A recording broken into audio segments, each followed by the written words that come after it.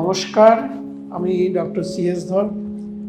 আজকে 32 বছরেরও বেশি সময় ধরে কলকাতা শহরে অর্থোপেডিক্সের প্র্যাকটিস করছি। অনেকের মনে প্রশ্ন থাকে যে আর্থ্রাইটিসটা কী, বা আর্থ্রাইটিস বললেই লোকে অনেকে ভীষণ ভয় পেয়ে যায় বা চিন্তায় থাকে যে কী ব্যাপারটা, কী হলো আর্থ্রাইটিস, মানে এটা কী। আমার আর্থ্রাইটিস হয়েছে, পেশেন্টরা যখন ভাবে যে বোধহয় আমার অনেক কিছু রেস্ট্রিকশান হয়ে যাবে জীবনের আর্থ্রাইটিস হলে। কিন্তু প্রথম কথা হচ্ছে যে আর্থ্রাইটিস রোগ এটা একটা জয়েন্টে যখনই কোনো রকম সমস্যা হয়, একটা ইনফ্ল্যামেশন হয়, সেটাকে আমরা বলি আর্থ্রাইটিস। কিন্তু এই আর্থ্রাইটিসের অনেক কারণ থাকতে পারে, কিন্তু আমি দুরকমভাবে একে ভাগ করছি। একটা হচ্ছে বয়সজনিত কারণে যখন ক্ষয় হচ্ছে, ড্যামেজ হচ্ছে, সেটা হচ্ছে প্রাইমারি আর্থ্রাইটিস। আর সেকেন্ডারি আর্থ্রাইটিস যেটা, সেটা হয়তো কোনো রোগের জন্য হচ্ছে।